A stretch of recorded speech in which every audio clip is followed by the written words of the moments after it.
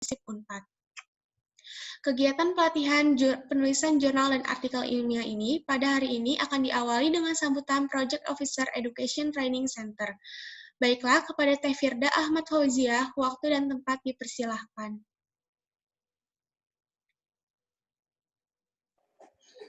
Baik, terima kasih, Teh Esi. Assalamualaikum warahmatullahi wabarakatuh. Selamat pagi, salam sejahtera untuk kita semua. Shalom Om Swastiastu, Namo Buddhaya, Salam Kebajikan. Yang terhormat pada seluruh panitia penyelenggara, yang terhormat kepada Teh Dinde Elton Putri selaku Kepala Subbidang P5, yang terhormat kepada Teh Salma Paramita selaku Kepala Bidang P3, yang terhormat Kang Rashid selaku Ketua Himpunan Mahasiswa Administrasi Pemerintahan, dan juga Teh Laras selaku Wakil Ketua Himpunan Mahasiswa Administrasi Pemerintahan, dan tentunya yang saya banggakan teman-teman partisipan yang sudah bergabung pada hari ini. Pertama-tama marilah kita panjatkan puji dan syukur kehadirat Tuhan Yang Maha Esa, karena atas berkat rahmat dan karunia-Nya, kita semua dapat berkumpul di pagi hari ini dalam acara Let's Write Go Publish. Tidak banyak yang ingin saya sampaikan. Pertama-tama saya juga ingin mengucapkan permohonan maaf karena acaranya sedikit mundur dari jadwal karena terkendala beberapa. Dan tidak lupa saya ucapkan terima kasih banyak kepada Ibu Dr. Caroline SIPMSI atas ketersediaannya menjadi narasumber pada kegiatan kami hari ini. Semoga acara hari ini bisa memberikan kebermanfaatan untuk kita semua. Kurang dan lebihnya mohon dimaafkan. Wassalamualaikum warahmatullahi wabarakatuh. Saya kembali ke MC. Terima kasih Teh Firda atas sambutannya. Sebelum beralih ke agenda selanjutnya, saya akan membacakan terlebih dahulu CV dari narasumber kita pada hari ini.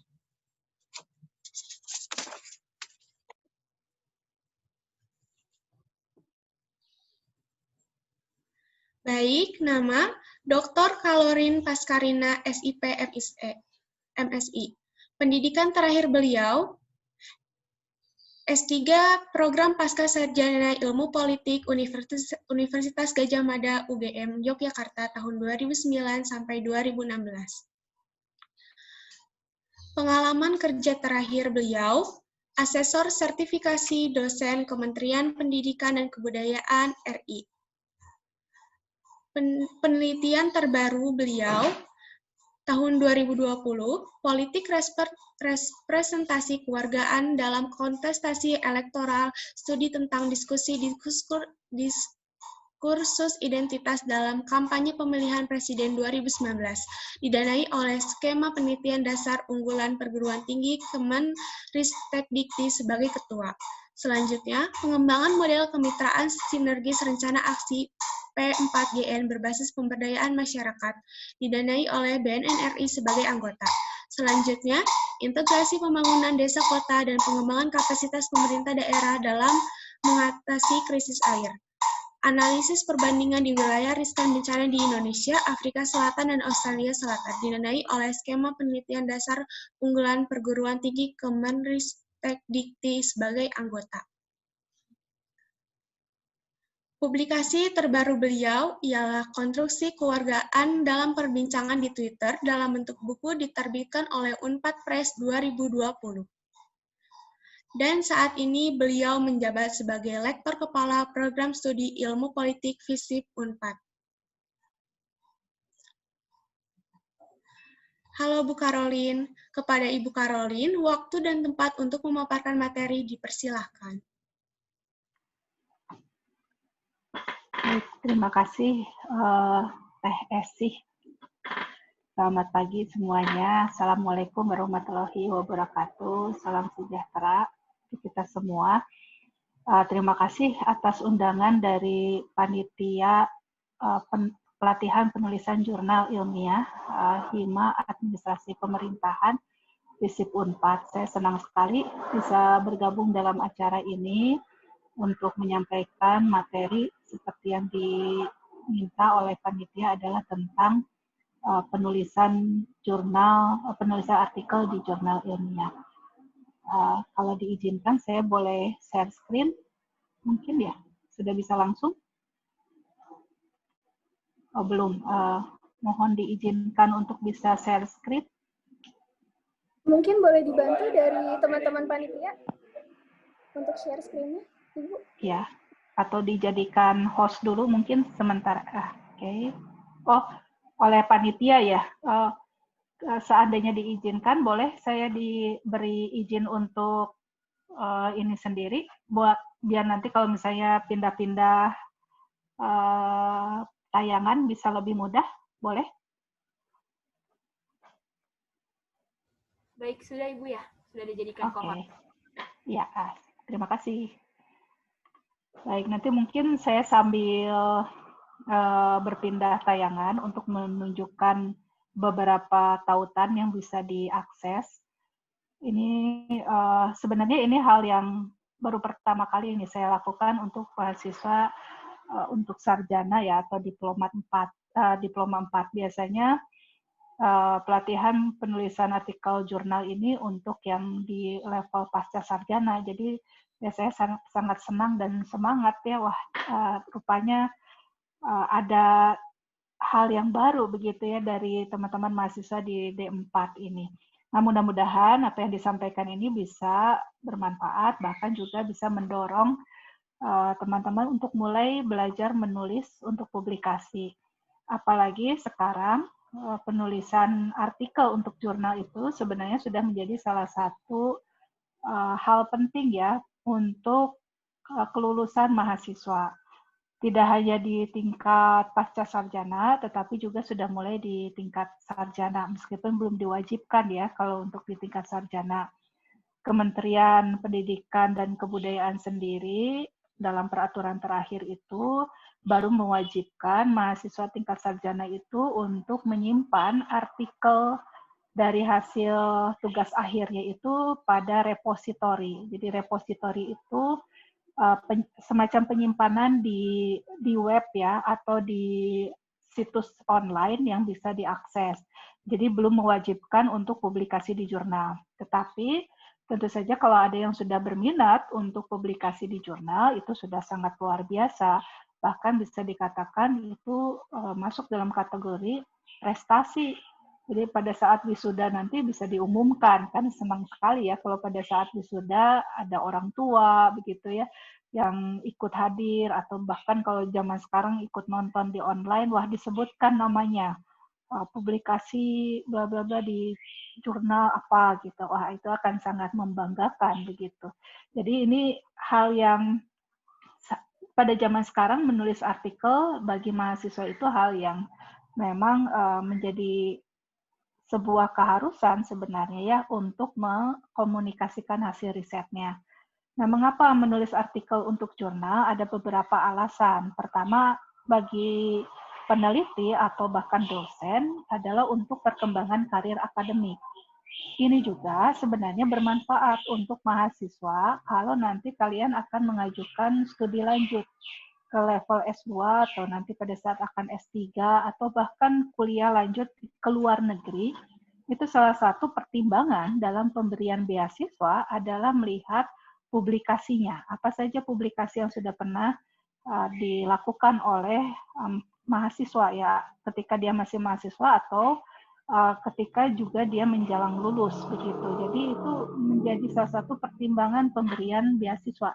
Jadi bagi yang tertarik nih atau sudah merencanakan akan studi lanjut ke luar negeri atau bahkan ke Indonesia ke perguruan tinggi yang bereputasi baik, salah satu penilaian untuk beasiswa itu adalah publikasi. Jadi bisa dirintis dari sekarang, dipersiapkan. Nah, bagi dosen dan peneliti, publikasi juga adalah untuk perkembangan karir akademik. Bahkan ini menjadi sebuah kewajiban. Jadi kalau tidak punya publikasi itu bahkan bisa dihentikan tunjangannya itu ya kalau untuk dosen. Jadi dosen itu memang ada tuntutan selain mengajar, tetapi juga melakukan penelitian dan hasil penelitiannya itu dipublikasikan. Begitu. Dan itu menjadi syarat untuk kenaikan pangkat jabatan. Kemudian untuk memperoleh pengakuan dari academic peer group atau status kecendekiawanannya. Jadi pengakuan dia sebagai pakar di bidang ilmunya itu dilihat dari publikasi di jurnal-jurnal yang bereputasi, begitu ya, terutama jurnal-jurnal yang diakui oleh academic peer group-nya. peer group-nya. Jadi academic peer group itu adalah kelompok ilmuwan dari bidang ilmu yang sama. Ya, misalnya kalau saya dari ilmu politik, berarti academic peer group-nya adalah dari ilmuwan politik. Nah, biasanya para ilmuwan politik ini punya asosiasi. Nah, asosiasi inilah yang dianggap sebagai academic peer group yang bisa memberikan pengakuan terhadap kepakarannya. Nah, jadi ini menarik ya, dalam lingkup akademik, pengakuan kepakaran itu tidak hanya dilihat dari seberapa populer dia di media. Ya, jadi tidak dilihat dari popularitas dia di media, tetapi sebenarnya popularitas dia dari karya-karya akademiknya, dari tulisan-tulisannya. Nah, kalau kita bicara scholarly status, begitu ya. Nah, kemudian untuk mengkomunikasikan ide-ide dan mengembangkan hasanah pengetahuan. Jadi menulis itu yang paling sederhana tujuannya adalah untuk mengkomunikasikan ide dan temuan-temuan riset. Begitu. Nah, ini semua tentunya tetap relevan untuk mahasiswa ya. Pengembangan karir akademik untuk mahasiswa itu apa? Ya tadi, untuk studi lanjut atau mencari beasiswa, bahkan untuk karir. Kalau ada yang bercita-cita jadi dosen, ya salah satu komponen penilaian sekarang itu adalah melihat apakah dia punya aktivitas yang sifatnya akademik. Begitu ya. Jadi kalau yang punya cita-cita jadi dosen, jadi peneliti, harus mulai nih belajar untuk menulis artikel di jurnal. Kemudian juga mendapat pengakuan dari kepakarannya. Jelas, banyak kan sekarang lomba-lomba penulisan artikel. Nah, ini salah satu juga peluang untuk memperoleh pengakuan dari academic peer group. Kita bersaing tuh ya dengan berbagai program studi lain, misalnya yang sejenis, atau bahkan juga yang satu rumpun bidang ilmu. Misalnya kita di ilmu sosial, selain FISIP kan ilmu sosial juga ada ekonomi, ada ilmu budaya, ada Vkom dan seterusnya. Nah, kalau kita menang dalam lomba-lomba penulisan artikel, yaitu pengakuan gitu ya terhadap status kecendekiawanan kita ya, scholarly status gitu. Scholar itu ya status kita sebagai ilmuwan. Dan jelas tujuan untuk publikasi adalah mengkomunikasikan ide. Pemikiran kita, kemudian juga gagasan, dan bahkan temuan riset kita itu bisa dikomunikasikan melalui tulisan kita di jurnal. Bahkan jauh lebih bertahan ya kalau dikomunikasikan di jurnal itu ketimbang yang sifatnya lisan. Karena terus akan bertahan begitu ya. Terutama di masa sekarang ya, revolusi industri 4.0 itu kan sudah serba online. Apa yang kita tulis di jurnal dan kemudian itu dipublikasikan secara online, itu susah dihapusnya. Nyaris tidak bisa dihapus ya, akan tetap ada. Jadi makanya satu sisi dia akan menjadi rekam jejak atau track record kita, tapi hati-hati jangan sampai juga kita melakukan penyimpangan sehingga si noda itu tidak bisa dihapus ya. Kalau sudah di-upload, di-online kan itu susah dihapusnya. Jadi kalau melakukan plagiasi atau misalnya copy paste dari tulisan lain akan ketahuan dan itu susah dihilangkan. Jadi hati-hati ketika melakukan publikasi ya.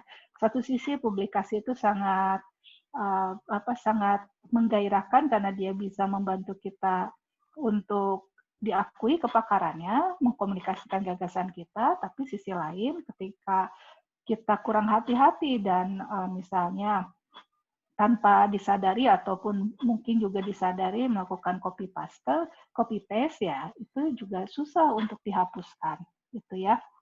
Nah, itu poin pertama. Jadi menulis itu sebenarnya aktivitas yang biasa dilakukan kita di kalangan akademisi, begitu yang berada di lingkungan akademisi itu aktivitas biasa. Nah, apa yang dipublikasikan? Yang dipublikasikan itu bisa berupa pengetahuan baru. Yang dimaksud baru itu apa? Apakah mulai dari yang nggak ada, begitu ya, tiba-tiba ada, begitu? Nah, tentunya tidak seperti itu ya. Apalagi kita di ilmu sosial dan ilmu politik, sangat sulit untuk mencari sesuatu hal yang benar-benar baru, yang nggak kepikiran sama sekali sebelumnya, gitu ya, tahu-tahu kepikiran oleh kita. Itu sangat jarang terjadi. Nah, yang dimaksud baru di sini tentunya adalah yang berbeda dari yang sudah ada sebelumnya. itu bisa disebut dengan baru. Inovasi itu sebenarnya hal yang berbeda dari yang sebelumnya sudah ada. Misalnya mobil itu sejak zaman kapan itu udah ada ya. Siapa Henry Ford penemu mobil, itu mobil sudah ada sejak bahkan masa tahun 1940-an begitu ya. Nah, tapi kemudian sekarang ada mobil inovasi baru dari mobil, yaitu misalnya mobil yang menggunakan tenaga listrik. Kalau dulu misalnya dia hanya menggunakan bensin atau bahan bakar lainnya, sekarang sudah menggunakan listrik. Bendanya itu tetap mobil. Mobil adalah sebuah hal yang sudah dikenal sejak lama, tetapi karena dia menggunakan listrik itu menjadi sebuah pengetahuan baru. Ternyata bisa gitu ya mobil digerakkan dengan listrik. Nah, jadi pengetahuan baru itu adalah sesuatu hal yang berbeda dari yang sebelumnya sudah ada. Itu bisa dipublikasikan. Kemudian argumentasi atau kontribusi yang jelas bagi perkembangan ilmu. Nah, ini biasanya ketika kita diminta untuk menyusun tugas akhir, begitu ya, atau skripsi, tesis, atau disertasi, itu biasanya ditanya, apa sih kegunaan penelitian untuk perkembangan ilmu, atau kegunaan penelitian praktis. Nah, itu juga bisa dipublikasikan. Ya, dalam hal ini berkaitan dengan publikasi temuan, ya, temuan apa yang diperoleh dari hasil risetnya.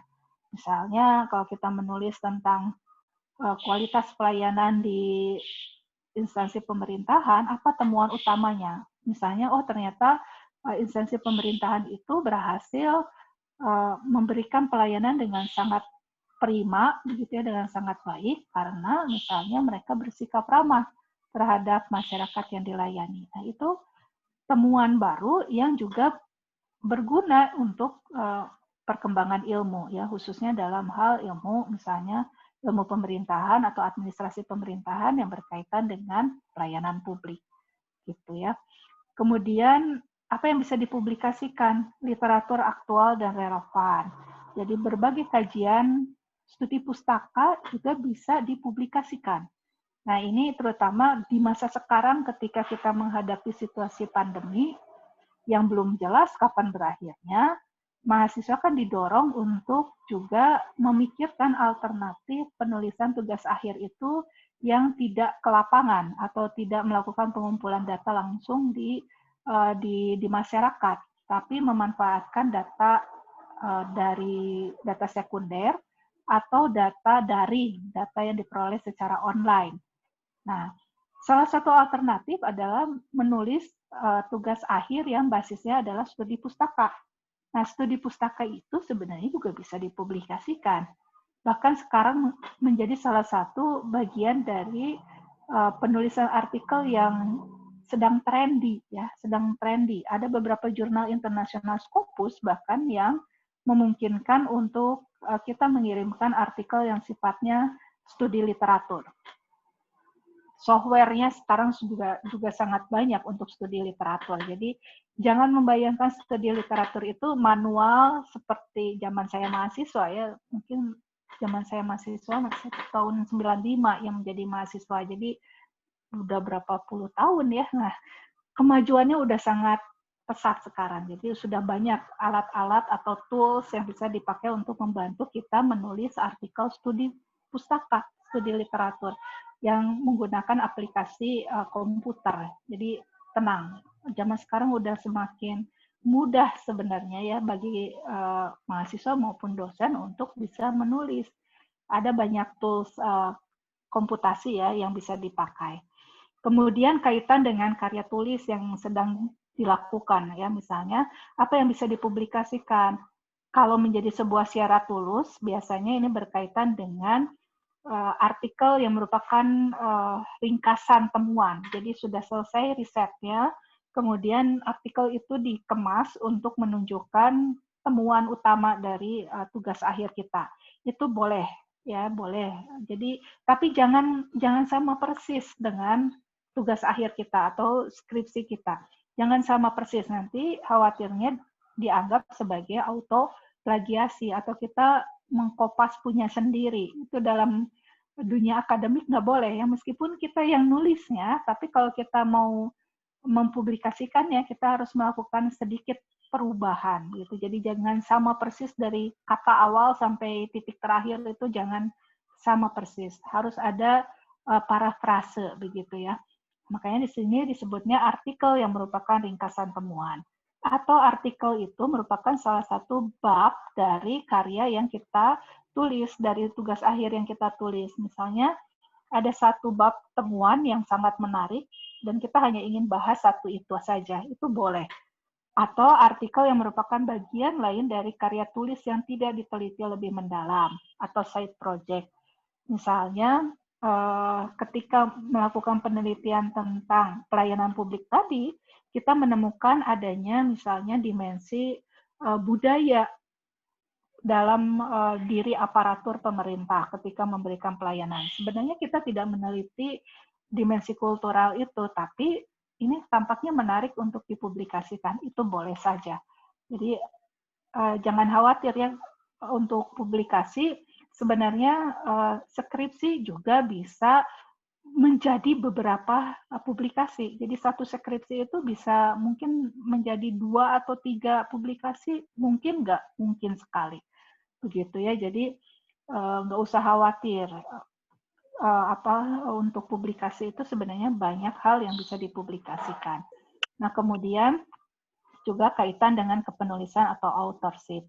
Nah, di sini kalau misalnya karya tulis tersebut merupakan skripsi kalian, maka dan akan diakui sebagai bagian dari publikasi skripsi, maka sebaiknya kepenulisannya atau authorship-nya ini, penulis kesatunya adalah kalian sebagai yang punya ide utama untuk menulis skripsi. Itu kan mahasiswa ya, bukan dosennya sebenarnya ya. Dosen pembimbing itu ya namanya juga pembimbing, dia membimbing. Nah, tapi yang punya ide utama awal mulanya dan kemudian lebih banyak berperan di dalam pengumpulan data serta penulisan itu adalah mahasiswa. Maka penulis pertama itu mahasiswa.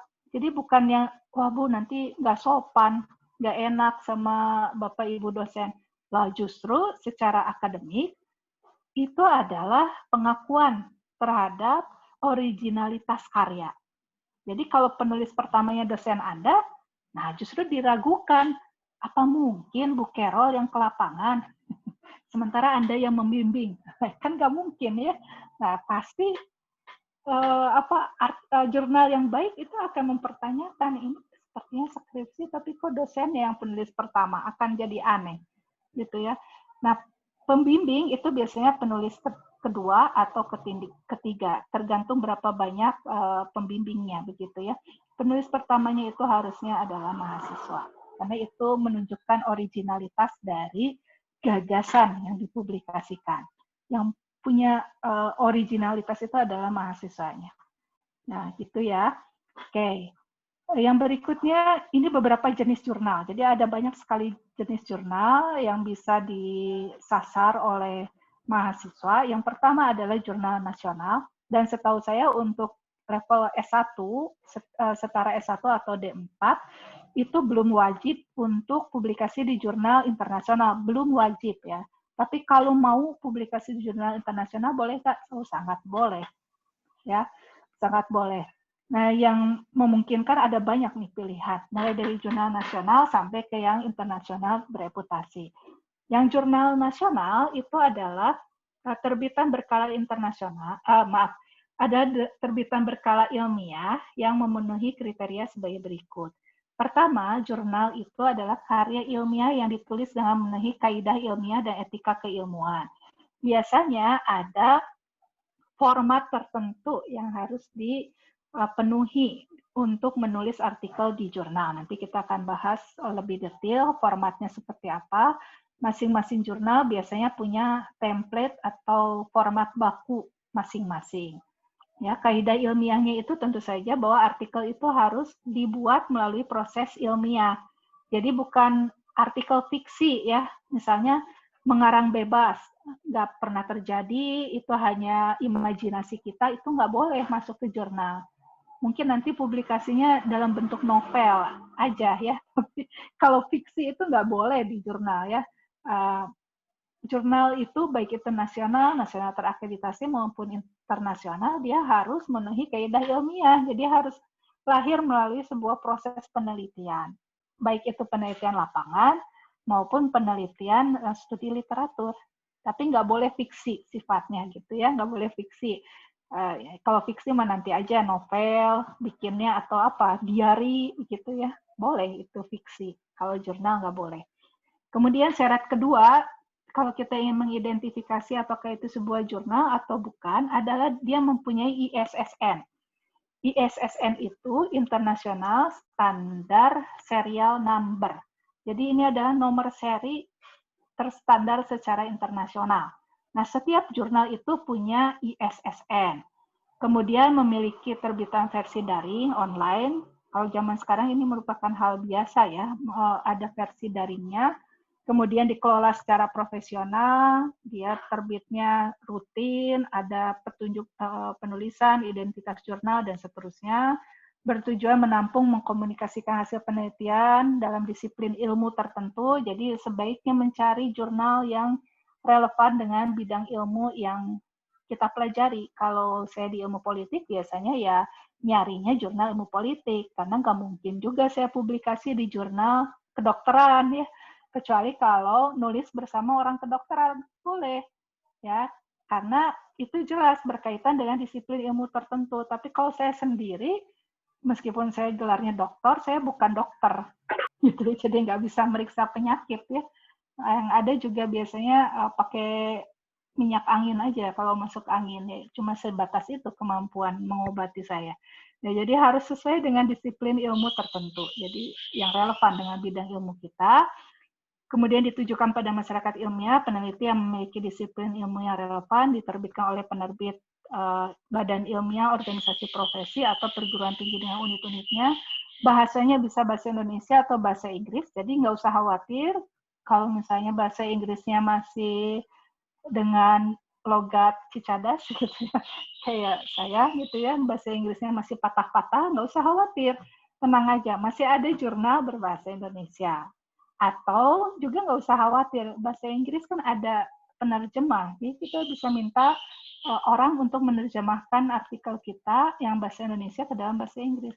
Tapi ingat, jangan pakai Google Translate ya, termasuk untuk bikin tugas, karena kadang-kadang Google Translate itu tidak mengetahui konteks kalimat, jadi kadang-kadang dia suka nerjemahin apa adanya. Nah, itu yang kemudian jadinya kurang tepat. Gitu ya. Jadi kalau mau berbahasa Inggris dan kita punya keterbatasan dalam hal itu, minta penerjemah profesional untuk menerjemahkannya, gitu ya. Jangan sampai nanti pembaca bingung maksudnya apa gitu ya. Little see I can, apa itu? Dan kalau pembacanya, ingat kalau ini sudah di online kan seluruh dunia yang bacanya. Kalau orangnya nggak ngerti bahasa Indonesia kan bingung ya, bahasa Inggrisnya kok seperti ini.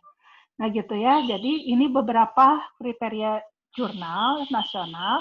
Jurnal nasional itu intinya dia itu berbahasa Indonesia atau bahasa Inggris, tetapi dia tidak terakreditasi atau belum terakreditasi. Dia biasanya jurnal nasional ini diterbitkan di Indonesia, namanya juga nasional ya. Dia pasti diterbitkan di Indonesia, meskipun bisa jadi berbahasa Inggris. Tapi penerbitnya Indonesia, bisa dari departemen, misalnya nanti Departemen Ilmu Pemerintahan menerbitkan jurnal nasional. Nah, itu terbitan Indonesia, termasuk jurnal nasional. Tetapi dia belum terakreditasi. Nah, level berikutnya, sebuah jurnal nasional itu bisa terakreditasi. Terakreditasi ini artinya dia memperoleh status tertentu dari Direktorat Jenderal Penguatan Riset dan Pengembangan atau Kepala LIPI dengan masa berlaku hasil akreditasi yang sesuai. Jadi jurnal nasional terakreditasi itu sama seperti program studi. Kan administrasi pemerintahan sudah terakreditasi ya, dapat B. Ada masa berlaku kan, kurang lebih masa berlakunya 4 tahunan. Nah, sama jurnal juga bisa terakreditasi. Terakreditasi itu mendapat status ya. Mendapat status. Kalau prodi itu akreditasinya A atau B, Kalau sekarang itu unggul atau baik sekali atau baik. Nah, jurnal itu terakreditasinya 1 sampai 6. Jadi pakai angka. Cara mudahnya kita bisa akses ke sini nih.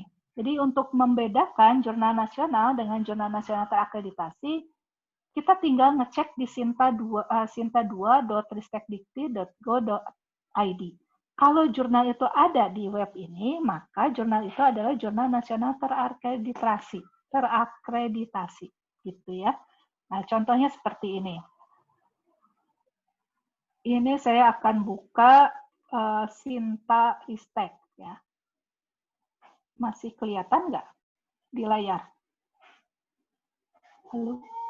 Apakah masih terlihat di layar? Terlihat, Bu. Ya, oke. Baik, makasih. Nah, Tapi ini ya?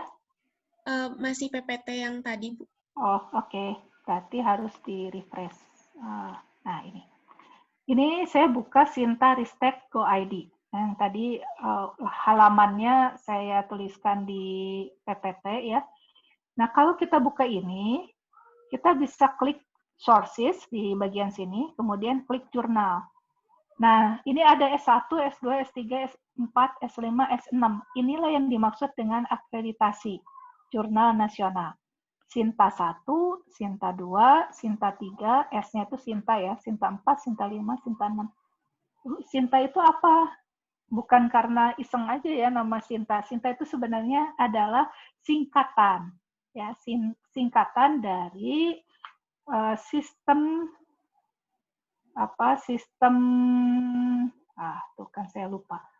Sinta itu adalah sistem indeksasi dan sitasi nasional. Jadi dia mengindeks jurnal-jurnal yang tersedia, khususnya jurnal nasional, dan kemudian mengkategorikannya berdasarkan peringkat, makanya ada Sinta 1, Sinta 2, sampai Sinta 6, dan dia juga memberikan sitasi atau jumlah kutipan dari jurnal tersebut. Itu yang disebut dengan Sinta. Jadi Sinta itu singkatan ya, jadi bukan karena yang bikin web ini senang dengan nama Sinta, kemudian dia namai Sinta. Tidak, tapi itu singkatan. Nah, ini kita bisa mencari jurnal, nama jurnal. Kalau kita ingin tahu apakah jurnal itu termasuk yang terakreditasi atau tidak, kita tinggal tulis di sini. Misalnya jurnal Cosmogov, ini yang dikelola oleh ilmu pemerintahan di FISIP. Ada jurnal Cosmogov. Nah, kita klik. Nah, di sini ada S2, artinya dia masuk kategori Sinta 2. Begitu ya. Nah, ini artinya adalah jurnal nasional yang sudah terakreditasi.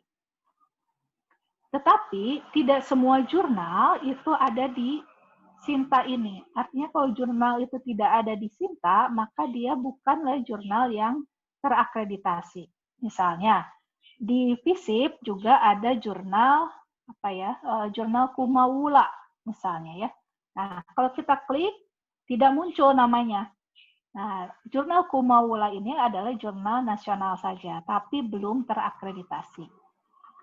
Nah, cara mudah bagi kalian untuk mencari jurnal-jurnal yang satu bidang ilmu atau satu rumpun dengan ilmu sosial dan ilmu politik, kita bisa buka di sini, di jurnal.unpad.ac.id, kemudian cari di kategorinya Fakultas Ilmu Sosial dan Ilmu Politik. Ini berisi daftar nama jurnal yang dikelola di FISIP. Ada banyak, ada kurang lebih 16.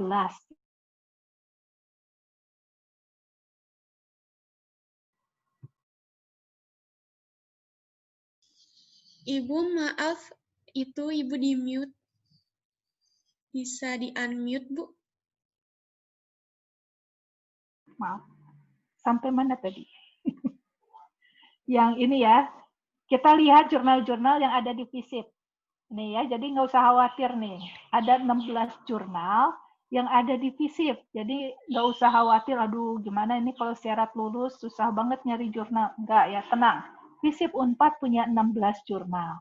dari berbagai bidang ilmu. Makanya nanti harus cek kira-kira yang relevan dengan bidang ilmu atau topik skripsi yang sedang diteliti yang mana nih. Misalnya ini punya Adbis nih, Adbispreneur. Ini punya teman-teman di administrasi bisnis. Kemudian Cosmogolf, Jurnal Ilmu Pemerintahannya. Ini sudah terakreditasi nih, Sinta 2. Cosmogolf juga Sinta 2. Kredibel ini udah nggak aktif ya. Ini punya HI tadinya, tapi sudah tidak aktif. Fokus ini jurnal pekerjaan sosial. Nah, kita bisa lihat di sini nih, kira-kira nyambung nggak untuk publikasi teman-teman APPEM, Administrasi Pemerintahan. Kalau misalnya kurang relevan ya jangan. Ini punya KS ya, Kesejahteraan Sosial. Nah, kalau kita lihat, fokus ini belum terakreditasi. Tadi kan syarat-syarat sebuah jurnal nasional itu dia punya ISSN. Di mana kita lihat ISSN-nya, kita bisa melihat ISSN itu dari jurnal ini. Misalnya kita lihat dari informasi dari arsipnya nih, coba kita lihat. Kalau kita klik,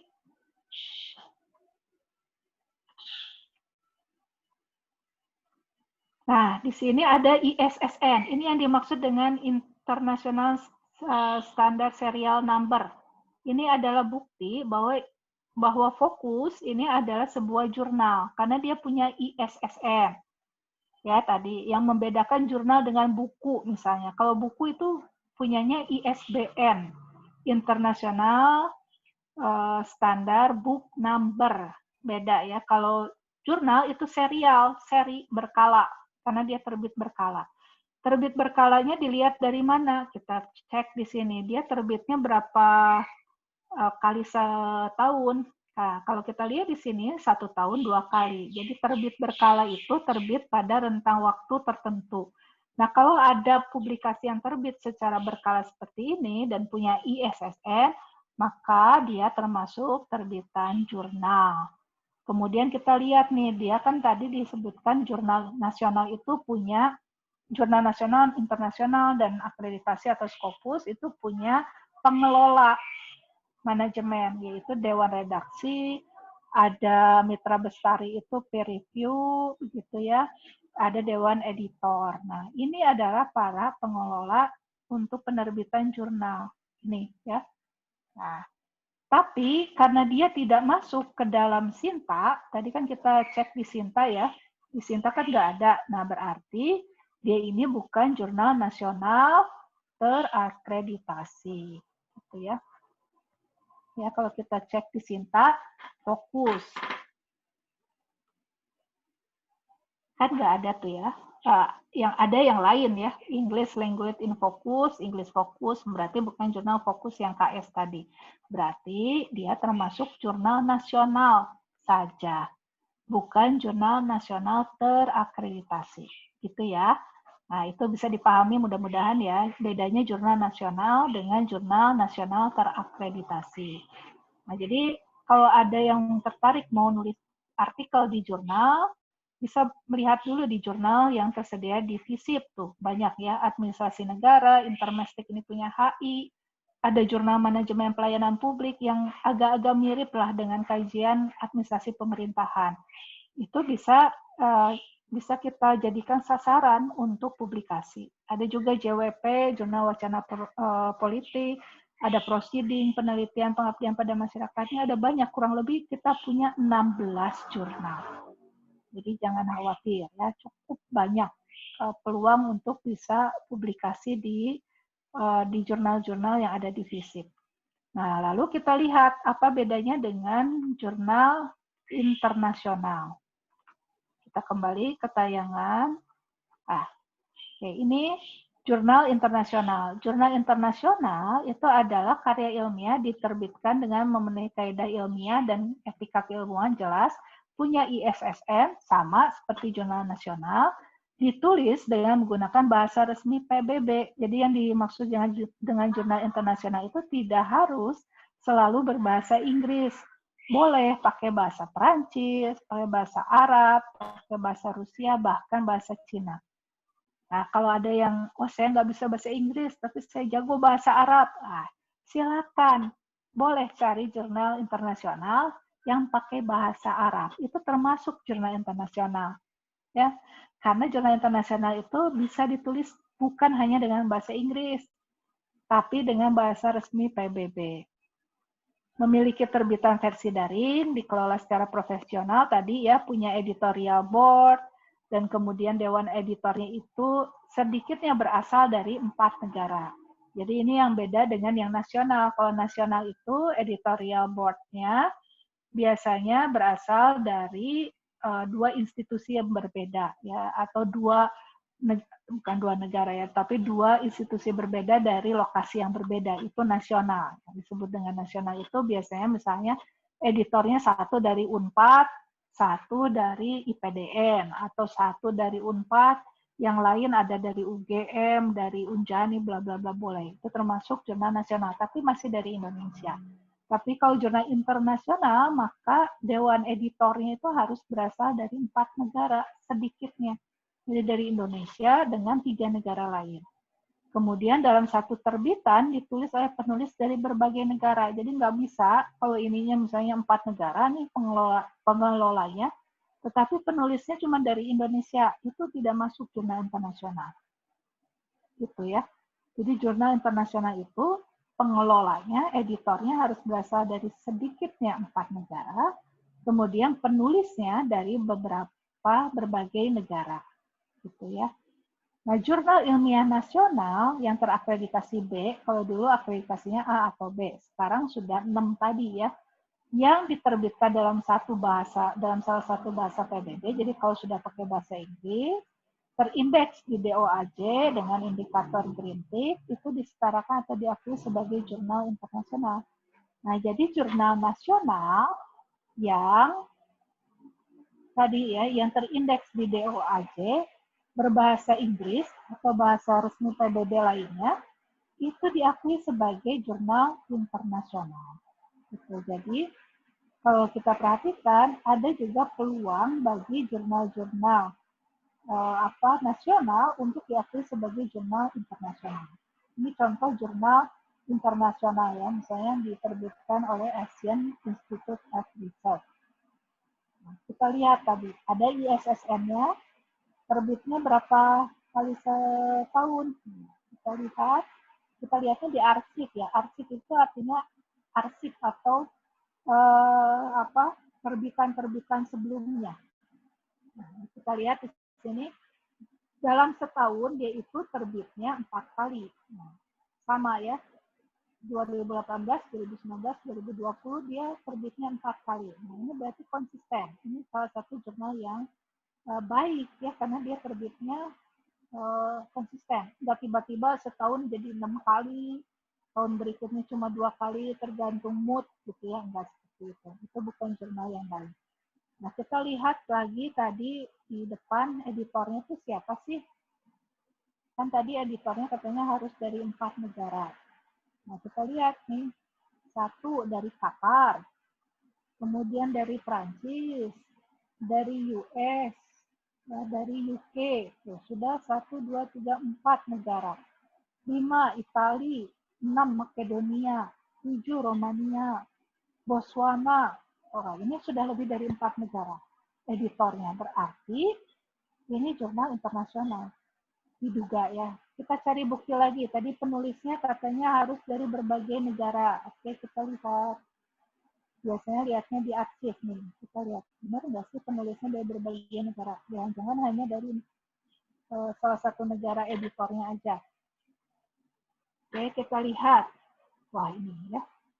Penulisnya itu Kamal Chandra Pathak dari India. 1. Kedua, nih ada dari Norway, ada Bangladesh, ada dari Cina, ada dari Jordan, ada dari Jepang, dari Inggris, Bangladesh lagi, dari Indonesia, dari USA, dari Indonesia lagi. Artinya penulisnya sudah berbagai negara. Nah, tetapi ini belum termasuk jurnal internasional bereputasi. Kenapa? Karena dia belum diindeks di Scopus atau Web of Science. Nah, jadi bedanya jurnal internasional dan jurnal internasional bereputasi. Kalau jurnal internasional bereputasi itu diindeks oleh Scopus atau Web of Science. Yang kita lihat di sini, jurnal ini meskipun memenuhi kriteria jurnal internasional, tapi dia hanya terindeks di Copernicus, Crossref, Zenodo, Google Scholar, SSLN, Elsevier, OpenAIRE, Semantic Scholar, kemudian ini Academic Resource Index, ROAD, kemudian juga di Academic Keys. Tidak ada di sini ditulis di indeks di Scopus. Jadi ini baru berupa jurnal internasional, gitu ya. Nah, jurnal internasional bereputasi itu adalah yang tersedia di Scopus. Nah, ini cara mencarinya adalah kita buka ke scopus.com. Nah, jadi Scopus itu adalah lembaga pengindeks sebenarnya, bukan nama penerbit, bukan juga nama jurnal. Nah, mungkin sering ya dengar dosen-dosen kita ngobrolin tentang jurnal Scopus, jurnal Scopus. Nah, yang benar, Scopus itu bukan nama jurnal, yaitu nama lembaga pengindeks. Sama seperti tadi, SINTA. Nah, kalau SINTA itu lembaga pengindeks di Indonesia. Nah, SINTA-nya di internasional itu Scopus, gitu ya. Jadi Scopus itu lembaga pengindeks. Nah, yang lembaga pengindeks itu yang ada di sini nih. Biasanya kalau jurnal yang baik itu selalu menyebutkan dia diindeks di mana aja. Ini lembaga pengindeks. Lembaga pengindeks itu tugasnya adalah menghitung, ya, mengindeks itu kan mendata, kemudian menghitung seberapa jangkauan, seberapa luas jangkauan dari jurnal tersebut. Jangkauan ini dalam pengertian seberapa banyak dia disitasi oleh orang lain dan seterusnya. Itu lembaga pengindeks ya. Jadi dia mendata jurnal, kemudian menghitungkan jumlah sitasi dari jurnal tersebut, dari artikel-artikel yang ada di jurnal tersebut. Jadi kalau jurnal ini menyatakan dia terindeks di Copernicus, kalau kita buka Copernicusnya dan mencari data jurnal itu harusnya tersedia nama jurnal tersebut, gitu ya. Jadi lembaga pengindeks itu ya lembaga yang menyimpan data tentang jurnal tersebut nih, seperti ini. Ya. Jadi jelas bahwa dia betul terindeks di Copernicus, bukan cuma sekedar mencantumkan saja indeksnya tersebut, gitu ya. Nah, kalau jurnal internasional terindeks Scopus itu dia masuk kategori jurnal internasional bereputasi. Jadi ada kata bereputasi. Bereputasi ya, bereputasi itu artinya terindeks oleh lembaga pengindeks tinggi dengan skala tinggi, yaitu Scopus dan Web of Science. Hanya dua lembaga itu saja. Lembaga yang lain itu tidak termasuk kategori lembaga pengindeks tinggi, ya segang atau rendah. Google Scholar itu masuknya kategori lembaga pengindeks rendah. Kenapa? Karena ya dia nyaris mengindeks segala sesuatu ya. Bahkan kita bisa upload sendiri ke Google Scholar. Tapi kalau Scopus dia tidak bisa kita upload sendiri karya kita. Dia hanya mengindeks yang menjadi anggota dia. Berapa banyak anggota dia jurnal? Kita lihat di sini, jurnal yang ada di Scopus itu kurang lebih ada 38.589 jurnal sedunia. Ya, karena ini jurnal internasional. Jadi banyak banget jurnal di dunia. Ya, jadi nggak usah khawatir susah untuk publikasi, karena jurnalnya udah ribuan. Gitu ya. Oke, kembali lagi ke tayangan. Jadi kalau kita perhatikan, ada berbagai jenis jurnal. Ada mulai dari jurnal nasional, kemudian yang terakreditasi, nasional terakreditasi, ada jurnal internasional, dan yang terakhir adalah jurnal internasional terindeks Scopus atau Web of Science. Itu yang disebut dengan jurnal internasional bereputasi. Ini saya berikan linknya, baik itu scopus.com maupun Web of Science. Nah, linknya itu di Clarivate. Karena Web of Science itu sekarang sudah dibeli oleh perusahaan namanya Clarivate. Jadi ini linknya kenapa namanya Clarivate, karena seperti itu ya. Nah, ini jenis-jenis jurnal. Kemudian langkah-langkah untuk menulis jurnal. Pertama, cari jurnal yang sesuai. Tadi ya, carinya bisa di Unpad, bisa juga di lembaga-lembaga atau lembaga database jurnal seperti Emerald, Scopus, dan seterusnya. Bisa juga nyari di Google, tapi hati-hati kalau nyari di Google, kita harus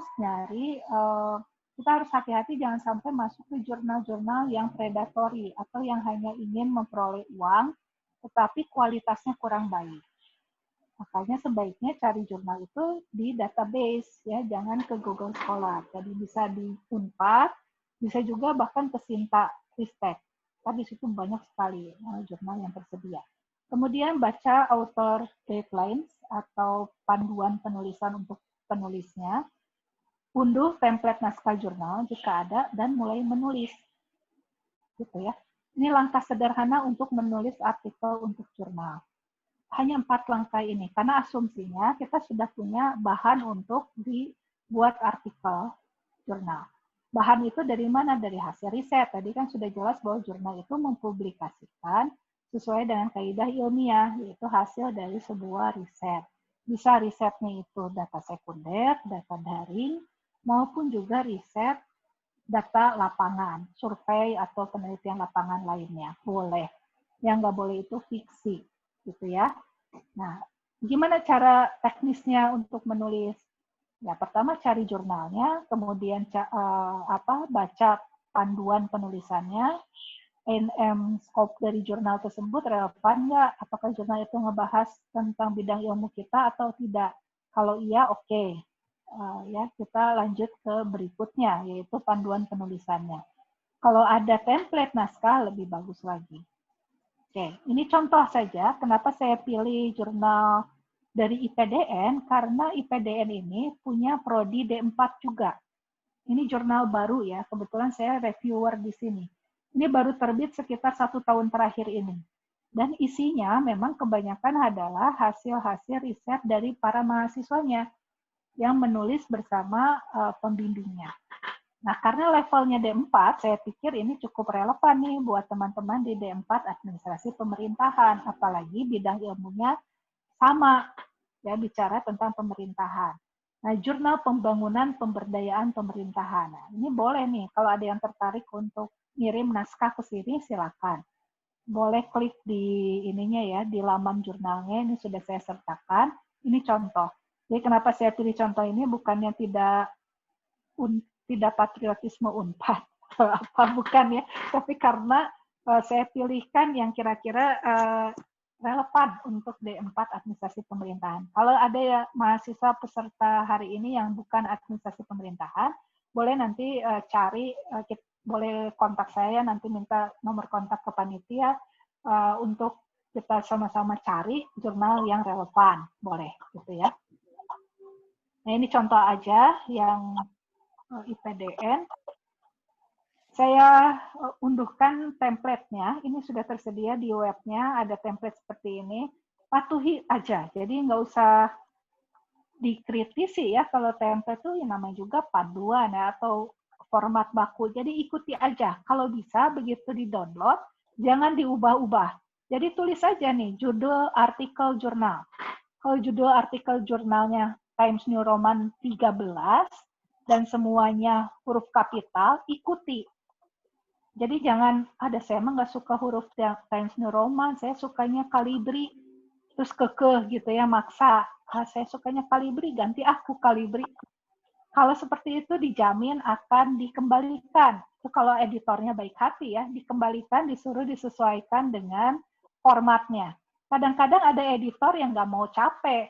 Ini nggak sesuai, ditolak langsung. Jadi boro-boro mau direview ya, tidak sesuai format itu bisa berakibat tulisan Anda ditolak sebagus apapun substansi tulisan Anda.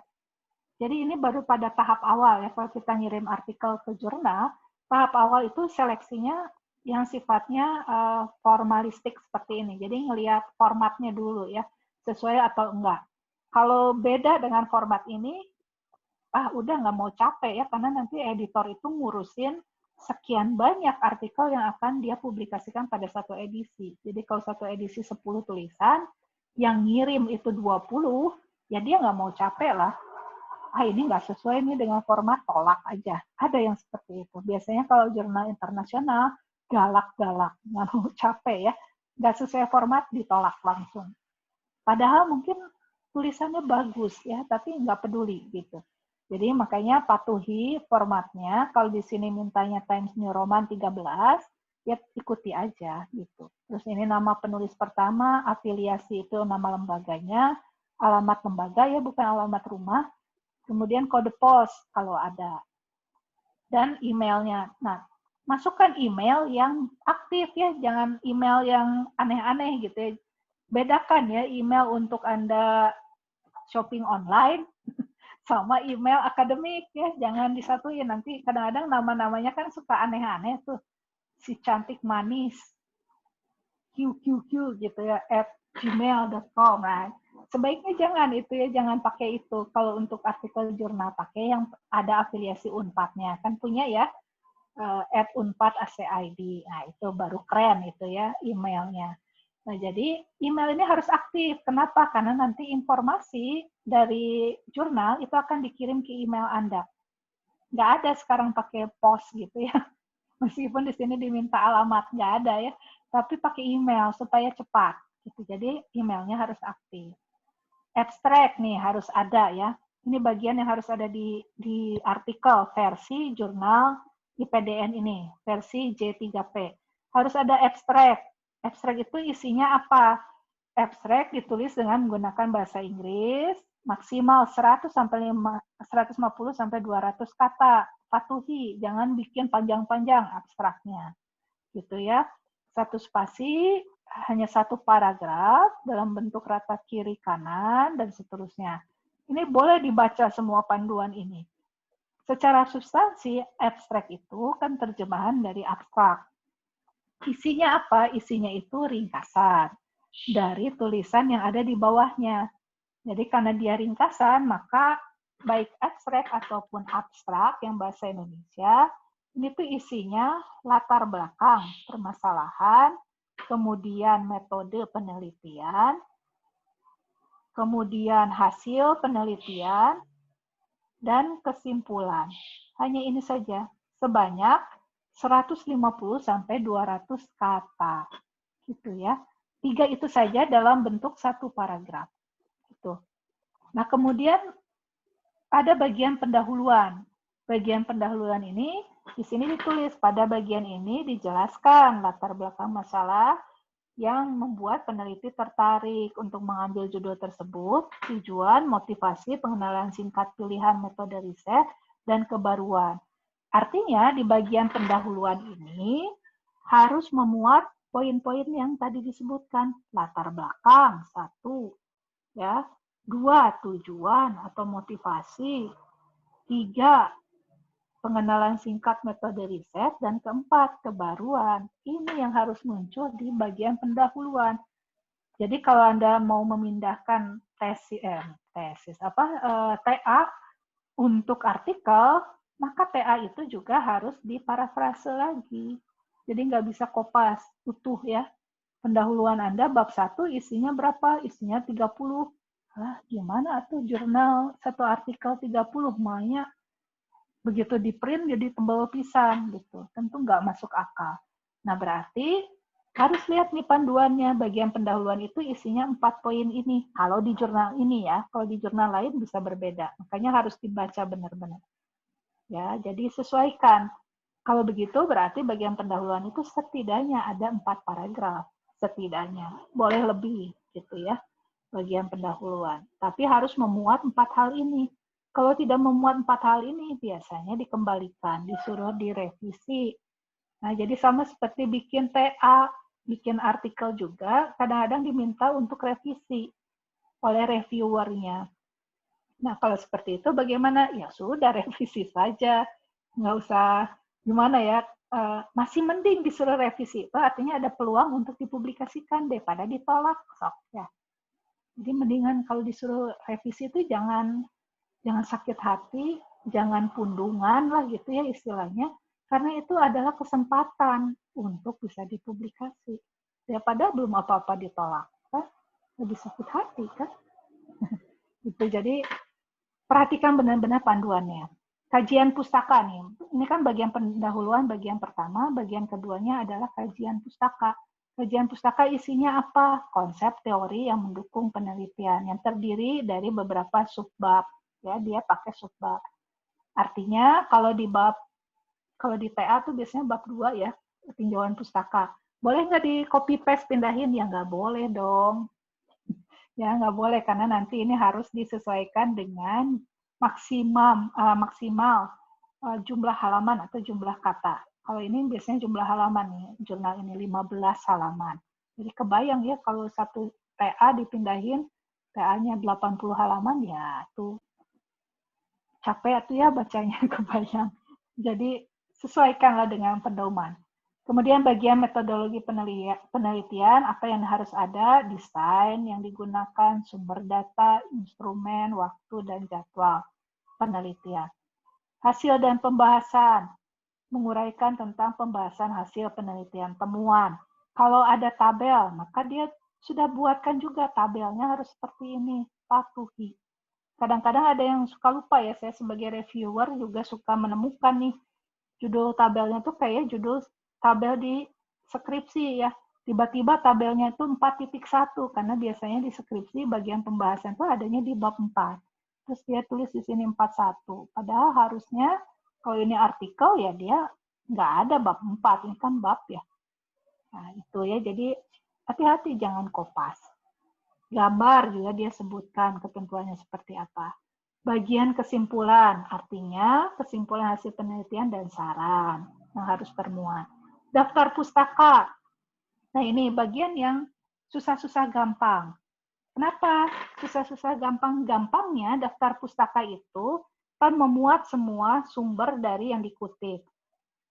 Itu gampangnya. Susahnya, kadangkala kita tidak hati-hati dalam mengerjakan daftar pustaka, sehingga ini sering saya temukan ya, baik itu mahasiswa bimbingan saya ataupun kalau saya nguji, kadang-kadang daftar pustakanya itu memasukkan apapun juga, orang nggak dikutip juga dia masukin. Supaya apa? Supaya banyak. Ya, buat apa? Kalau kan kita nggak ngitung banyaknya daftar pustaka. Daftar pustaka itu rujukan. Rujukan itu patokan ya, atau apa sumber. Nah, kalau kita nggak pakai itu sebagai sumber, ngapain dimasukin? Ya, jadi bukan soal banyak sedikitnya daftar pustaka itu, tetapi yang harus ada di daftar pustaka itu adalah sumber yang relevan dan up to date. Gitu. Apakah sudah habis waktunya? Ali? Bisa dilanjutkan, Bu? Oh, bisa. Oh ya, oke. Dikira sudah habis. Baik, saya kembali ya. Rujukan itu standarnya bukan jumlah ya, bukan soal banyak sedikitnya, tapi relevansi. Ini harus relevan dengan bidang ilmu. Jangan merujuk ke sumber yang nggak relevan. Ya, orang nggak ngomongin topik pemilu misalnya, tapi rujukannya pemilu semua. Itu kan aneh. Gitu ya, jadi nggak nyambung. Jadi harus relevan. Yang kedua adalah up to date. Jadi cari rujukan itu yang terkini. Kalau bisa, ini 5 tahun terakhir. Nah, jadi kalau yang suka, boleh nggak ngutip dari buku siapa? Miriam Budiarjo. Miriam Budiarjo itu udah ada sejak zaman saya S1.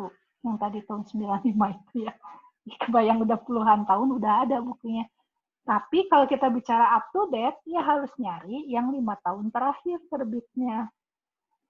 Itu ya.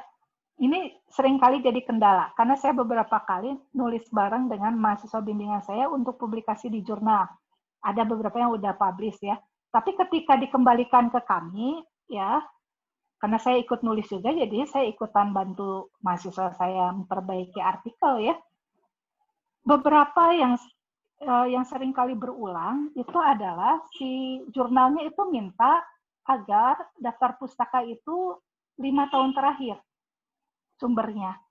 Nah, karena saya sendiri mengalami ketika membimbing mahasiswa dan untuk menulis artikel jurnal, maka saya menyadari bahwa ternyata teman-teman mahasiswa itu kalau bikin daftar pustaka atau nyari sumber rujukan, itu biasanya dari literatur yang terbitannya udah lama.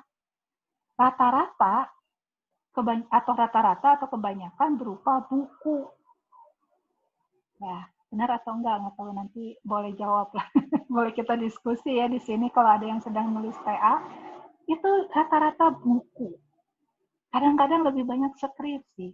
Atau lebih parah lagi ngambil daftar pustaka dari skripsi yang udah ada. Makanya ini pas zaman COVID ini, yang paling sering masukan dari teman-teman mahasiswa itu, kami harus ke perpustakaan. Ya, kan nggak boleh ya ke kampus. Kami harus ke perpustakaan. Kadang-kadang mikir ya, perpustakaan fisik itu harus, ya mau tidak mau kita harus lihatlah koleksi buku di sana, seberapa up to date. Tapi kenapa mahasiswa itu begitu kekeh harus ke perpustakaan? Mungkin karena di perpustakaan ada skripsi. Dalam skripsi ada bab 2. Dan ada daftar pustaka. Nah, kadang-kadang yang lebih menginspirasi itu kayaknya skripsinya itu. Nah, tapi kalau kita mau ngejar publikasi di jurnal, itu harus up to date.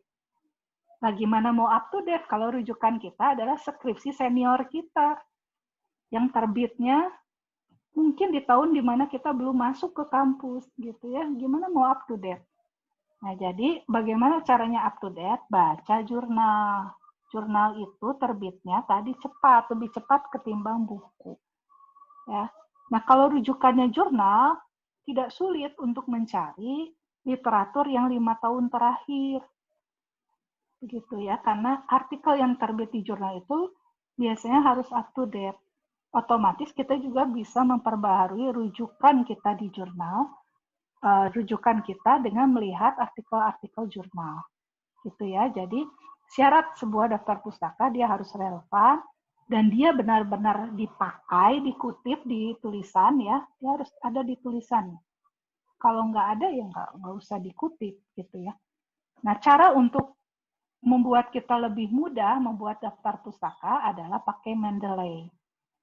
Sudah pernah dengar Mendeley? Sudah pernah dengar Mendeley belum? Sudah, Bu. Ya syukurlah kalau sudah. Artinya kalau sudah pernah dengar Mendeley, pakai Mendeley untuk membuat daftar pustaka. Itu akan jauh lebih mudah. Jadi nggak susah ya. Makan banyak waktu, itu jauh lebih mudah. Gitu ya. Jadi untuk daftar pustaka, jangan lupa untuk relevan dan up to date. Nah, ini beberapa rekomendasi jurnal untuk D4 Administrasi Pemerintahan. Di luar yang direkomendasikan ini sangat boleh untuk mencari yang lain selama jurnal itu lingkupnya relevan dengan kajian administrasi pemerintahan. Baik, itu saja mungkin yang ingin saya sampaikan. Terima kasih atas waktunya. Saya serahkan kembali kepada moderator. Mangga. Silakan. Baik, Bu. Terima kasih atas pemaparannya yang sangat komprehensif dan pastinya menambah pengetahuan bagi kita semua. Saat ini kita sudah di sesi tanya-jawab bersama pemateri. Jadi sekarang kami perbolehkan teman-teman peserta untuk mengajukan pertanyaan di kolom chat dengan format nama, _jurusan, _pertanyaan. Silakan.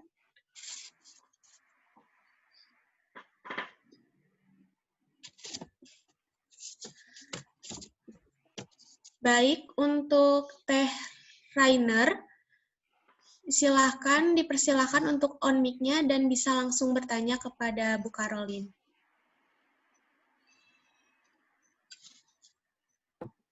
Baik, selamat pagi. Siang ya sekarang. Selamat siang, terima kasih atas kesempatannya. Selamat siang juga Bu Carol. Jadi, saya ingin nanya nih Bu, seandainya Bu, saya akhirnya tertarik untuk bikin karya tulis jurnal.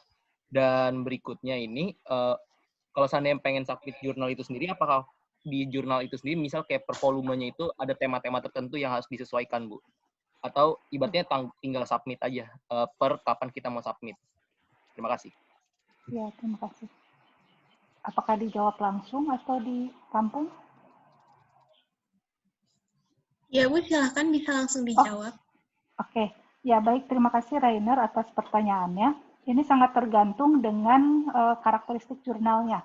Ada beberapa jurnal yang memang menggunakan call of paper dengan tema tertentu ya. Misalnya yang saya pernah itu tuh jurnal sosial politik UGM. Itu pernah call paper untuk tema spesifik, yaitu tema tentang kalau nggak salah COVID ya, COVID-19, COVID-19. Nah, kalau seperti itu tentu ya, dan kita ingin publish di volume tersebut ya ikut tema tersebut.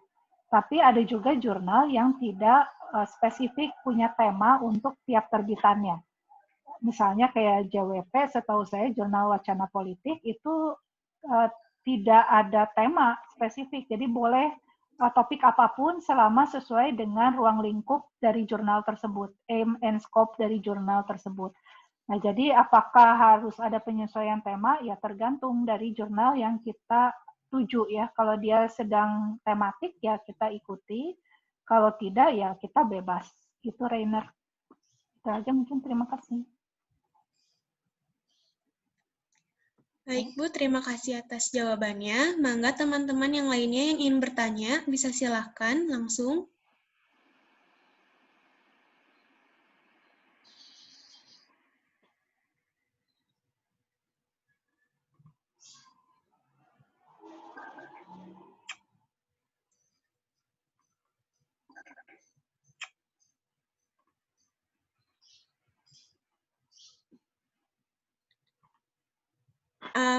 Mungkin dari saya sendiri ada pertanyaan ya Bu.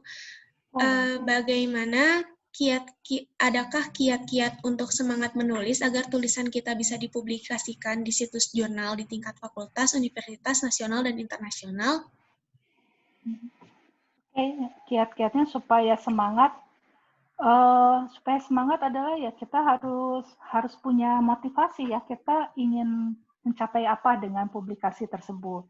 Tadi apakah kita ingin, motivasi utama sih sebenarnya adalah karena kita ingin berbagi ya, berbagi temuan atau berbagi pengetahuan baru yang kita peroleh melalui kegiatan ilmiah ya, misalnya riset-riset sederhana atau bahkan tugas. Tugas itu kan sebenarnya bagian dari sebuah proses ilmiah juga, yaitu kan riset kecil-kecilan yang sifatnya mandiri. Nah, jadi sebenarnya kalau kita ada keinginan untuk menceritakan atau berbagi sharing dari apa yang kita temukan ketika mengerjakan tugas, ketika melakukan riset sederhana, riset mini, begitu ya, riset kecil-kecilan, ya kita tuliskan dalam bentuk artikel di jurnal. Dan itu akan dibaca semua orang. Bayangkan ya, apalagi kalau secara online, itu tidak hanya dibaca orang di Indonesia. Kalau pakai bahasa Inggris, apalagi dibaca sedunia. Mungkin dibaca juga oleh orang-orang yang bahkan jauh lebih senior dari kita. Dan kalau mendapat apresiasi, itu luar biasa. Senangnya gitu ya, misalnya, ada ya sekarang beberapa jurnal itu sudah agak mulai ini ya, mulai sosial media friendly. Jadi dia mulai lebih ramah dengan penggunaan media sosial. Jadi dia suka upload di Twitter ya, publikasi dari artikel-artikel di jurnal yang dia kelola, dia upload di Twitter. Kadang-kadang juga bisa mengundang like dan komen di Twitter. Nah, jadi kalau dapat respon seperti itu kan udah menyenangkan. Ada orang tuh yang baca tulisan kita. Artinya kalau kita bikin tugas tuh nggak cuma dibaca oleh dosen. Itu juga kalau dosennya baca.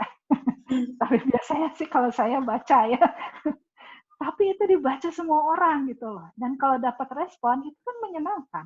Artinya tulisan kita dihargai, pemikiran kita diapresiasi. Menurut saya itu hal yang jauh lebih besar ketimbang nilai misalnya ya. Atau bahkan uang. Beberapa jurnal juga sebenarnya ada yang memberikan honor untuk penulisnya. Nanti beberapa kalau ada jurnal, kalau sekarang tuh ada nih satu jurnal, kalau ada yang tertarik, jurnal Bestur Kunde, itu jurnal yang baru akan diterbitkan oleh Kementerian Dalam Negeri. Dia memberikan insentif 1,5 juta untuk yang tulisannya dimuat. Nanti saya share nih ke link ke chat panitia. Kalau ada yang tertarik, boleh kirim artikel ke sana, dan kalau dimuat itu dapat uang 1,5 juta, lumayan ya buat beli skincare atau beli apa gitu ya, buat jajan di mana di di tempat makan yang enak, lumayan itu. Jadi insentifnya bisa macam-macam, bisa pengakuan, bisa uang, bisa kalau lomba jalan-jalan mungkin ya, misalnya lombanya di perguruan tinggi mana gitu ya, kalau nggak COVID mungkin bisa jalan-jalan gitu. Jadi motivasinya berangkatlah dari keinginan untuk sharing pengetahuan yang kita miliki, sharing temuan kita, temuan riset kita.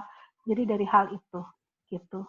Mudah-mudahan ya bisa mendorong untuk lebih banyak yang berani publikasi. Jadi nggak usah khawatir dulu, nanti tulisan saya jelek. Tenang aja lah. Justru kalau kita kirim artikel dan kemudian dapat masukan dari dari reviewer, itu artinya kita bisa punya kesempatan memperbaiki. Itu yang luar biasa menurut saya sih. Itu Esi. Ya, baik Bu. Terima kasih atas jawabannya. Dan bagaimana teman-teman? Apakah ada yang ingin bertanya lagi atau sudah cukup?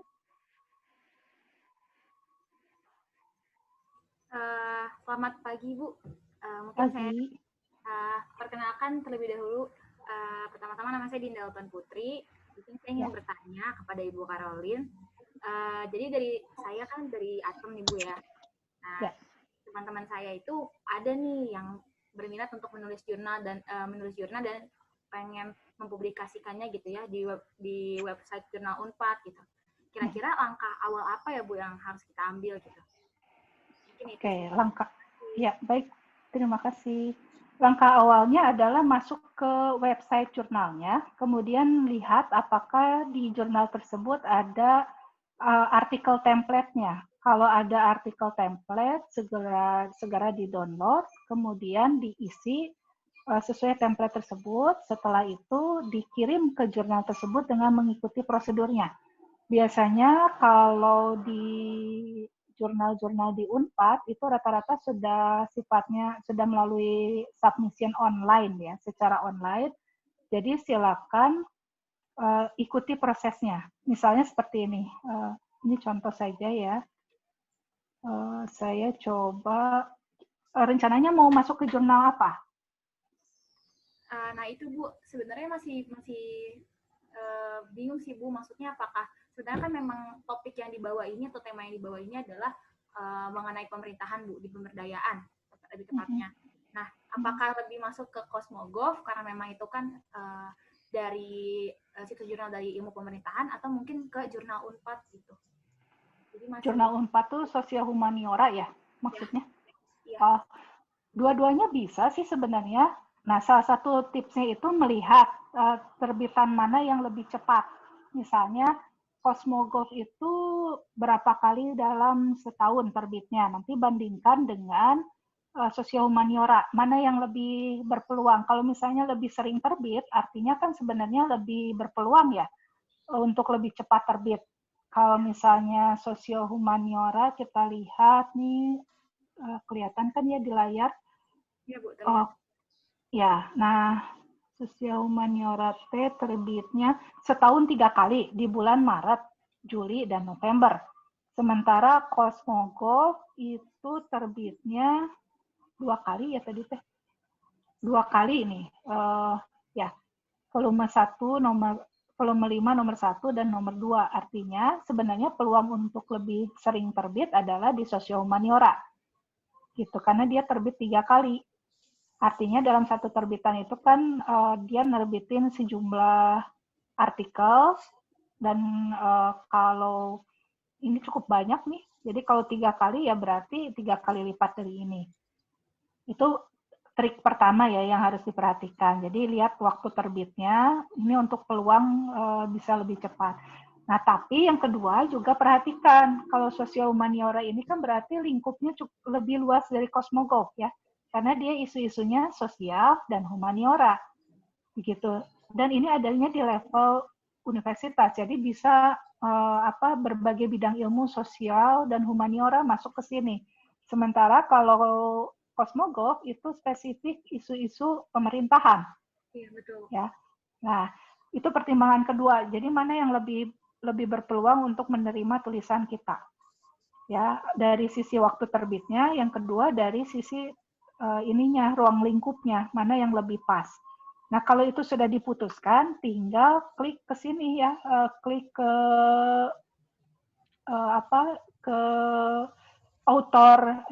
artikel template-nya, kalau ada di-download, kemudian diisi sesuai dengan template tersebut, lalu di-submit dengan mengikuti prosesnya. Submit-nya itu biasanya kita harus masuk ke sini. Harus punya login dulu, tinggal bikin aja. Kalau di Unpad itu boleh login dengan PAUS ID. Jadi kan masing-masing sudah punya PAUS ID ya. Nah, itu bisa login ke sini. Nah, setelah itu masuk ke sini, new submission. Sama, sosial humaniora juga pakai sistem OJS ya, Online Journal System. Nah, OJS ini memudahkan kita untuk memonitor proses jurnalnya. Jadi tinggal diisi di sini ya, artikel kah atau apa artikel, kemudian pakai bahasa apa. Ini masih memungkinkan 2 bahasa, tinggal dipilih. Nah, kemudian ini di checklist. Setelah itu komen untuk editor, mungkin bisa semacam pengantar gitu ya, surat gitu, boleh diisi, boleh enggak, bebas. Klik save and continue, misalnya seperti ini, save and continue. Ya, ini harus diklik.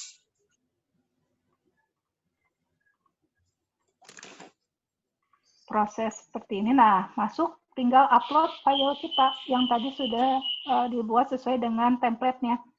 Kalau ini sudah diupload, nanti akan langkah-langkah berikutnya. Enter metadata itu biasanya data kita ya, data kita secara identitas kita, misalnya nama, kemudian institusi dan seterusnya. Langkah berikutnya itu upload supplementary file. Ini kalau diperlukan ya, misalnya supplementary file itu kalau harus dipisahkan antara gambar dengan naskah.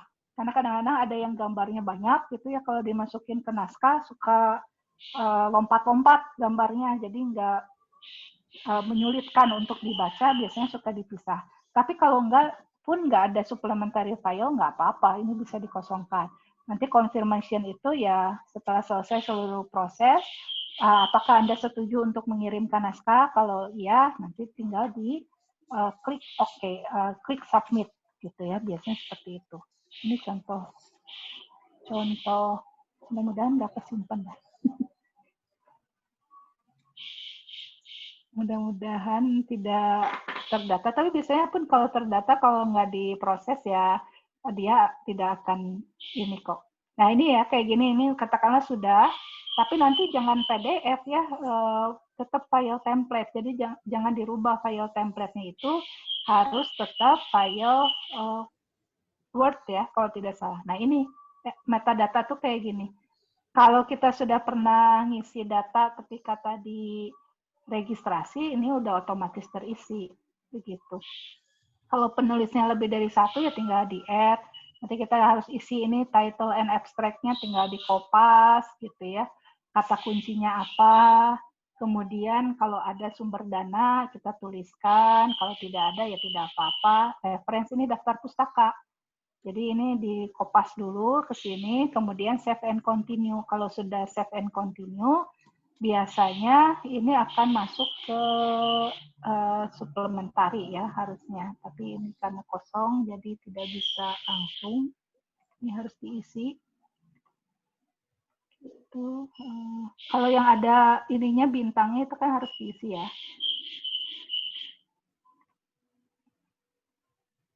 Oke. Nah ini no supplementary ya nggak apa-apa, tinggal save and continue, nanti masuk ke finish submission. Kalau sudah finish submission itu sudah terkirim nantinya, begitu. Ini proses teknisnya, tapi kalau yang tadi terkait substansi ya pertimbangkan waktu terbit dan topiknya, gitu. Itu mungkin mudah-mudahan bisa menjelaskan. Baik Ibu, terima kasih Bu. Berarti nantinya sedikit menambahkan Bu. Berarti nantinya tinggal kita tunggu tim redaksi ya Bu untuk mengedit naskah yang telah kita ajukan ya Bu. Entahkah nantinya nanti kalau sudah terkirim biasanya oleh editor itu akan dicek dulu. Jadi tahapannya itu editor akan ngecek naskah yang sudah terkirim, dicek kesesuaiannya apakah tadi formatnya sesuai atau enggak. Kalau sesuai, maka dia akan kirimkan ke reviewer.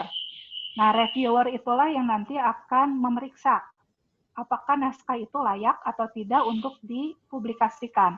Memeriksa layak atau tidaknya itu biasanya berdasarkan sejumlah kategori. Misalnya, apakah judulnya menarik, apakah judulnya sesuai dengan isinya, kemudian apakah latar belakang sudah cukup memuat alasan, kemudian apakah metode penelitiannya cukup jelas, apakah temuannya logis, apakah kesimpulannya sudah memadai. Biasanya kriterianya seperti pada sistematika naskah.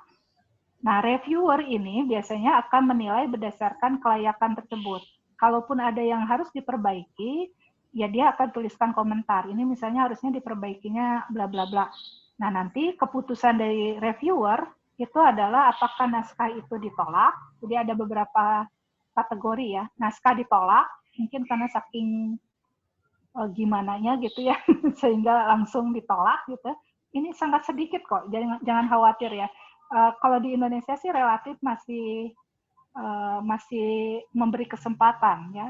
Sangat sedikit naskah yang langsung ditolak, kecuali memang sangat tidak memadai lah gitu ya.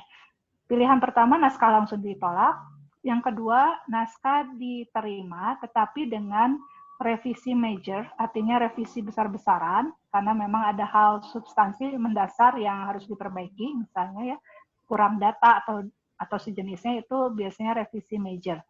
Yang kedua, diterima tapi dengan revisi minor. Biasanya revisi minor itu hanya soal tata bahasa, terjemahan yang kurang pas, kayak gitu. Itu minor revisi kecil lah gitu ya, revisinya sedikit.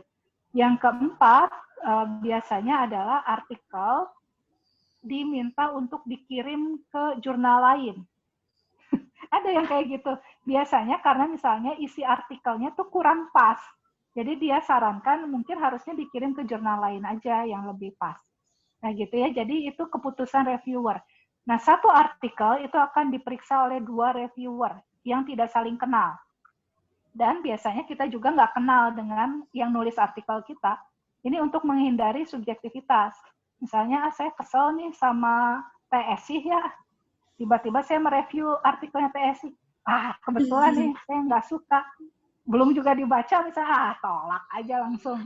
Nah, nggak akan terjadi seperti itu ya, karena tadi si editor di awal itu sudah menghilangkan identitas penulisnya. Jadi reviewer itu hanya baca naskah yang nggak ada namanya. Gitu. Jadi meminimalkan subjektivitas gitu. Dan reviewer juga tidak saling mengenal dengan reviewer lain. Jadi nggak akan kong kali kong. Misalnya saya nge-review dengan Pak Rahman misalnya, atau Pak Asep Jatnika, terus ngobrol, gimana nih Pak Rahman, kita tolak aja.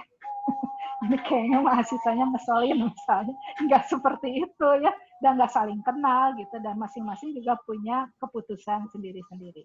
Nah, berdasarkan keputusan 2 reviewer itu, biasanya editor akan mengembalikan naskah kalau dia harus direvisi, atau kalaupun ditolak, dua-duanya reviewer menolak, ya berarti artikelnya ditolak. Kalau satu reviewer menolak, satu reviewer menerima, biasanya dicari reviewer ketiga. Gitu ya. Nah, nanti keputusan dari bertiga ini yang akan dikembalikan oleh editor pada penulis. Itu prosesnya. Berapa lama proses itu berlangsung? Beda-beda tiap jurnal. Ada yang, kalau saya sebagai reviewer itu kadang-kadang cuma dikasih waktu 2 minggu sampai 1 bulan untuk mereview. Jadi kalau 2 reviewer ya kurang lebih tadi waktu review 1 bulan, dikembalikan ke penulis berapa lama, ya kurang lebih, ya nggak tahu ya, tergantung penulis mengembalikan dengan cepat, mungkin rata-rata 2-3 bulan mungkin ya, 2-3 bulan prosesnya. Itu kalau reviewernya baik. Kadang-kadang ada reviewer yang lama banget nge-review. Saya punya naskah yang udah 4 bulan nggak kembali-kembali. Saya nggak tahu ya apakah harus direvisi atau enggak. itu masih nongkrong aja ya, kan bisa dilihat ya di OJS masih nongkrong aja, out of review, sedang direview katanya, udah 4 bulan. Jadi tergantung jurnalnya. Gitu, mudah-mudahan itu cukup jelas jawabannya. Ya. Terima kasih Bu atas jawabannya. Ya, sama-sama, makasih. Baik, dicukupkan saja sesi tanya jawabnya. Selanjutnya dipersilahkan untuk Bu Caroline menyampaikan closing statement-nya. Baik, oke, terima kasih Kak Esi sebagai moderator, juga seluruh panitia dan peserta pelatihan penulisan jurnal ilmiah hari ini. Closing statement saya ingin menghimbau dan juga memotivasi rekan-rekan mahasiswa untuk mulai menulis artikel dan mengirimkannya ke jurnal-jurnal baik yang ada di Unpad maupun yang ada di berbagai fakultas di perguruan tinggi lain. Mari kita bantu Unpad untuk meningkatkan terus reputasinya dan rekognisinya di secara nasional maupun internasional melalui karya-karya publikasi ilmiah yang kita lakukan.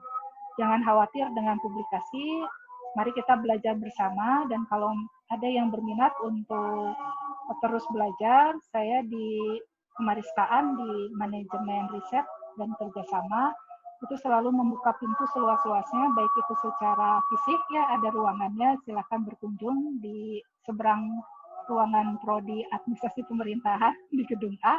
Silakan berkunjung, di sana ada Pak Teguh nanti yang bisa membantu untuk teknis publikasi dan teknis submisi juga kalau diperlukan, maupun melalui online ke saya. Silakan hubungi saya kalau memang diperlukan untuk diskusi lebih lanjut terkait publikasi. Intinya mari kita tingkatkan terus karya kita untuk rekognisi dan juga pemeringkatan Unpad di nasional maupun di internasional. Demikian, terima kasih panitia. Terima kasih Ibu atas closing statement-nya. Selanjutnya akan ada penyerahan sertifikat kepada Bu Caroline. Kepada Teh Firda dipersilahkan.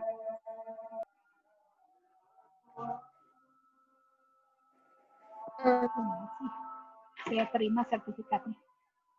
Baik Ibu, saya selaku Ketua Training Center Pelatihan Penulisan Artikel Jurnal, mewakili panitia yang lain mengucapkan terima kasih banyak atas ketersediaan Ibu untuk menjadi narasumber di kegiatan kami hari ini. Semoga bisa bertemu lagi ya Bu ya di kegiatan lain untuk pelatihan.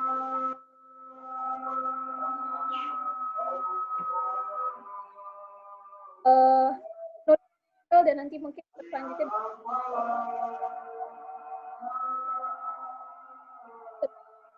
teman-teman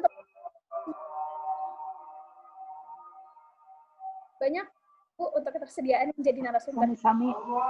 Ya, terima kasih atas undangannya juga. Tetap berkarya dan tetap sehat.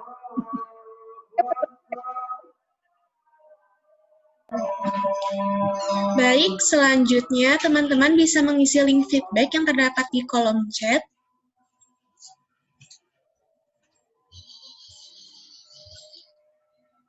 Saya izin mengirimkan beberapa ini ya, beberapa tawaran menulis, mungkin ada yang berminat. Ya Bu, silahkan.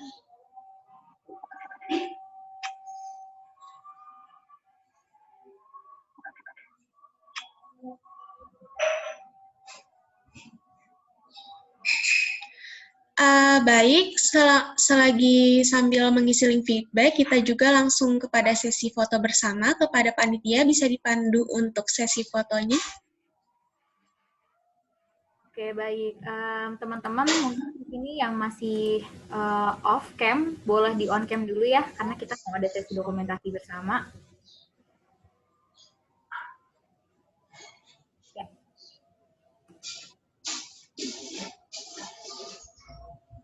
Oke. Ditunggu nih teman-teman semua.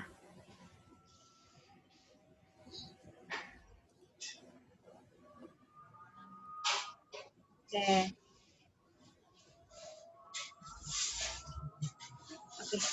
Baik, saya tunggu mundur ya teman-teman semua ya. Oke. Di slide pertama, Saya hitung mundur, 3, 2, 1. Baik, slide kedua. 3, 2, 1. Ya, sudah balik lagi ke Mbak Dae. Baik, terima kasih kepada Akang Tete dan Ibu Karolin sudah hadir dalam kegiatan ini. Semoga kegiatan ini dapat bermanfaat bagi kita semua dan sampai bertemu di lain acara. Wassalamualaikum warahmatullahi wabarakatuh. Waalaikumsalam. Terima kasih. Sampai ketemu lagi. Saya izin undur diri. Terima kasih. Terima Selamat kasih, siang. Bu. Sami-sami. Kak, kapan nih juga? Terima kasih banyak.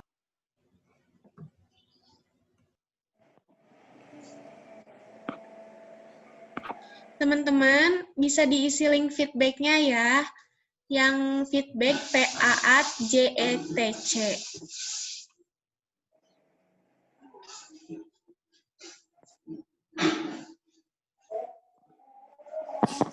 Jangan lupa isi link feedback-nya.